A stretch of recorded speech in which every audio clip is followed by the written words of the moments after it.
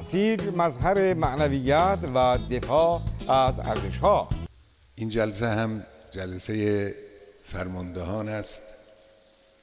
ده‌ها هزار فرمانده بسیجی در اینجا جمع شدید. حجم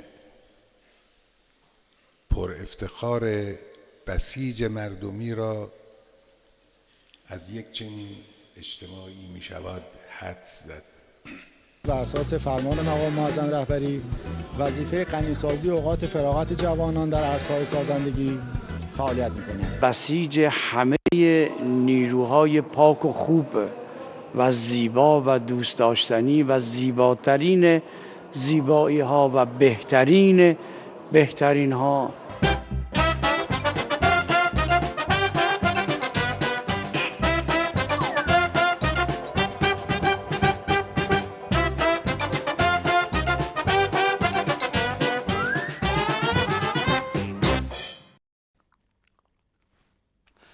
چشم بسیجم به کلم باز شد، آب هویجم به دل آغاز شد. جام بسیجانه بیار ای عزیز، سنج بسیجی ز چه رو جاز شد. سلام دارم به همه بسیجیان سراسر گیتی، آنهایی که عشق به ولایت را در دلشان به مناسبت هفته بسیج مثل بسیجی محروم سردار محصولی ذخیره ارزی و طولی کردند.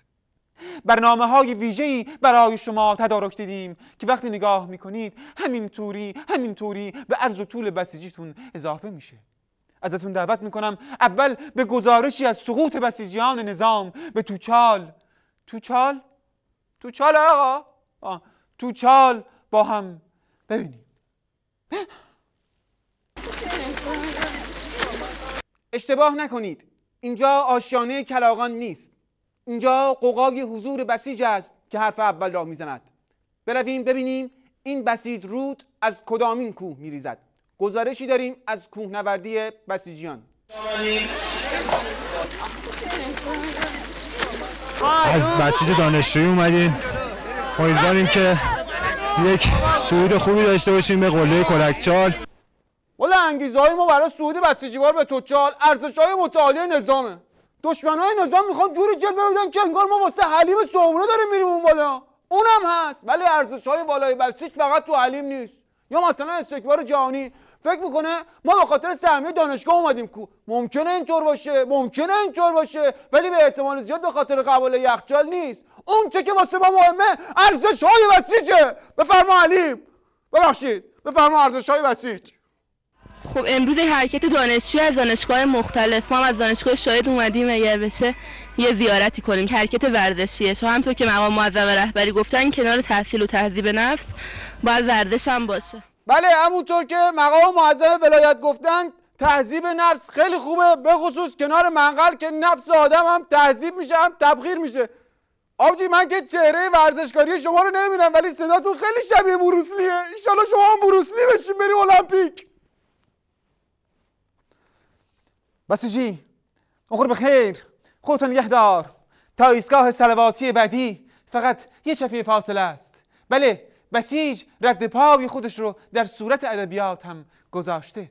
در این قسمت توجه شما را به برنامه بسیج در آینه شعر جلب می کنم. هر کی کارش خودآموزی است او بسیجی است. بنابراین آفتاب، رودخانه ها که شغل هیجان انگیزی دارن، دریا، درختان، اینها همه بسیجی هستند. باز هم درباره بسیج و بسیجی نازنین صحبت میکنیم، این واژه مقدس. میخواستم بگم واقعا تو خودت هم چیزی از یه بسیجی کم نداری. چنار اسم تخلصت چی بود تو؟ خلاص، الا خلاص.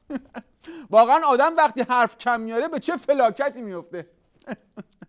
آخه بلا چجوری تو درخت و آفتاب و رودخونه رو کردی بسیجی؟ شما بگو بهش. آخه کدوم درختی 8 سال دفاع مقدس شرکت کرد؟ مگه آفتاب میتونه مثل بسیجی ریش بذاره؟ خب ریشش میسوزه. چنار. الا خلاص. یه شعری بگو که بسیجی فهم باشه. مثلا من یه شعری دارم میگه در چشمان بزغاله ام بسیجانه فریاد زد. خب نگاه کن این متبیته، متقافیه است، متردیفه، یعنی ردیفش ردیفه. چقدر خوبه که شاعران درباره این جور موضوعات صحبت میکنن. شما چقدر لطیف و با تعابیر قشنگی گفتید. واقعیت هم همینه. به یه تعبیری همه کسانی که خلق زیبایی کردن بسیجیه. بله شما لپ کلام بسیج رو کشیدید، منم یه انگشتی فرو میکنم تو چشمش. فقط شما که اینقدر خودتون طرفدار زیبایی بسیجی ها هستی، خودتون همچین یه تلاشی نمیکنید، یه تلاشی بکنید. لامصب بورچه رو صورتت بکسوات میکنه. آخه این صورت بسیجیه؟ و در انتها بسیجیان دلخسته دستان خود را رو به مرقد امام راحل گرفتند و متضرعانه دعای ریزش را درگاهش قرائت کردند. جایی رو نداشتم که در خانه تو پناه آوردم. هر که خودش رو بیچاره میدونه ناله کنه. برادرها همه دستا رو به مرقد امام، دستا بالا، پلیز هنزاب، اکشن. اماما نحن بسیجیونیم محتاجون بریش و پشمک کثیرا نحن لحلوردتنا و انت تخم دو زردتنا. اماما اگه میخوای بدونی که کیف بسیج یعنی بسیجی چطوریه، باید بهت بگم که شده گیج و بیج فی سماوات و الارض. انا ضعیفون و ذلیلون و علیلون و شلیلون و شفدالون. ریزشیاش بلندتر بخونن. بده هرچی که بیشتر کتک خورده بیشتر باز گریه کنه. آقا عشق بریزید اشتهاتون باشه که امشب منصف پلو با مرغ میدن. من دلم امامو میخواد. همه من دلم امامو میخواد. امام منو نمیخواد. همه امام منو نمیخواد.